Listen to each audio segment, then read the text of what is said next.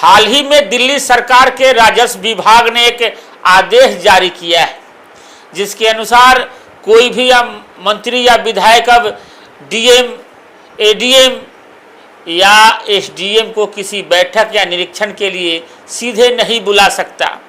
इसके लिए मुख्य सचिव से कम 48 घंटे पहले लिखित अनुमति लेना अनिवार्य होगा। इस आदेश ने दिल्ली की सियासत में हलचल मचा दी है। आम आदमी पार्टी ने इसे मुख्यमंत्री रेखा गुप्ता और उनकी सरकार के भीतर तनाव का संकेत बताया है।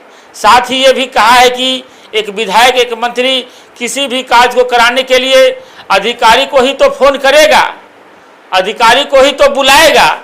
इसके लिए विधायकों, मंत्रियों को पहले मुख्य सचिव से परमिशन लेना पड़ेगा। आम आदमी पार्टी ने इसका पुरजोर विरोध किया है। आइए इस आदेश के विभिन्न पहलुओं को समझते हैं। बाकी खबर शुरू करने से पहले आप सभी को नमस्कार। आप देख रहे हैं जनमत की पुकार आर.के. जायसवाल के साथ। आइए अब आपको विस्तार से बताते हैं। दिल्ली की रेखा गुप्ता सरकार का दावा है कि ये आदेश प्रशासनिक समन्वय और कार्यकुशलता को बढ़ाने के लिए जारी किया गया है। सरकार के अनुसार इस कदम से डीएम, एडीएम और एसडीएम जैसे अधिकारियों का समय बेहतर ढंग से प्रबंधित होगा, ताकि वे अपने राजस्व और मजिस्ट्रियल कार्यों पर ध्यान दे सके। सर्कुलर में कहा गया है कि मंत्रियों या विधायकों का यह स्पष्ट करना होगा कि डीएम की उपस्थिति क्यों आवश्यक है और मुख्य सचिव केवल जरूरी बैठकों को ही मंजूरी देंगे। हालांकि इस आदेश को विपक्षी दल, विशेषकर आम आदमी पार्टी ने सरकार के भीतर असंतुलन और अविश्वास का प्रतीक बताया है। आम आदमी पार्टी के नेता सौरभ भारद्वाज और मनीष सिसोदिया ने सवाल उठाया है कि क्या मुख्यमंत्री को अपने मंत्रियों पर भरोसा नहीं है कि वे बिना कारण अधिकारियों को बुलाते हैं। यह आदेश प्रशासनिक दक्षता बढ़ाने का प्रयास हो सकता है, लेकिन इसे मंत्रियों और विधायकों के अधिकारों पर अंकुश के रूप में भी देखा जा रहा है। दिल्ली की भारतीय जनता पार्टी की सरकार का एक अहम महकमा है रेवेन्यू डिपार्टमेंट, जिसकी मंत्री स्वयं मुख्यमंत्री रेखा गुप्ता जी हैं।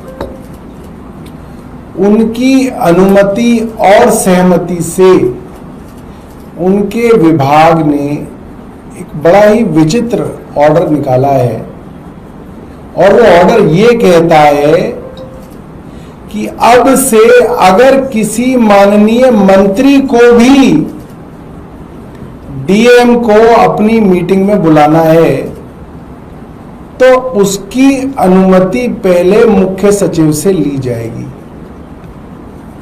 ये कमाल का ऑर्डर है, और इस ऑर्डर के अंदर जो शब्दों का इस्तेमाल किया गया है वो इस तरह से खास तौर पे माननीय विधायकों के लिए ऐसे शब्द इस्तेमाल नहीं किए जाते। क्या लिखा है? Calling of DMs, ADMs and SDMs by various honourable ministers, honourable MLAs for meetings and field inspections.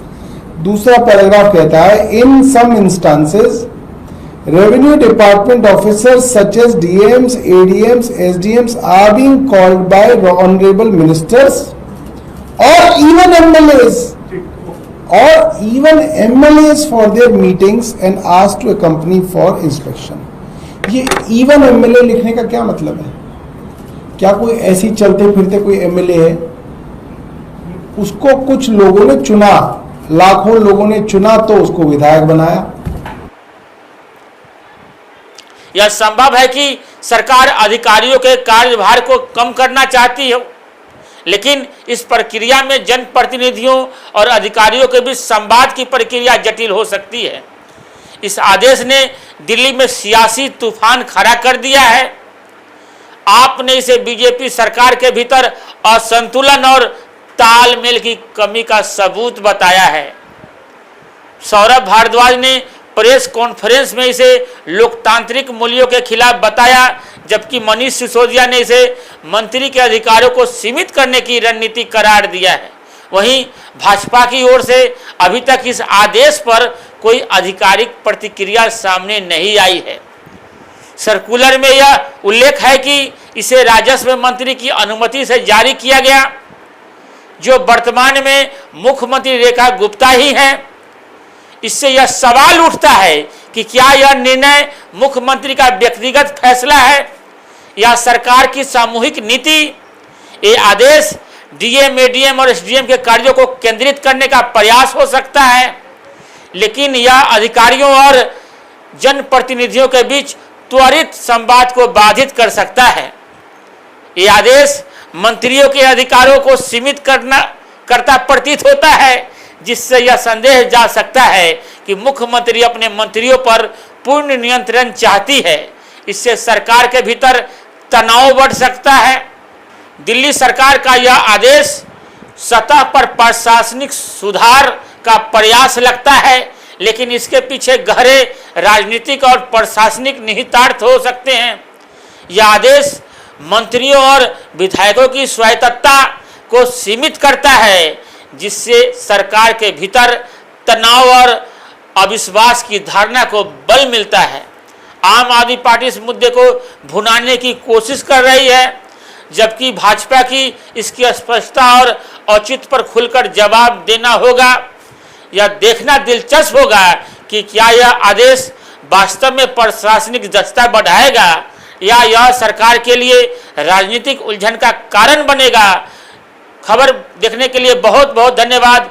जैसे इस खबर में कोई नया अपडेट आता है फिर से हाजिर होंगे।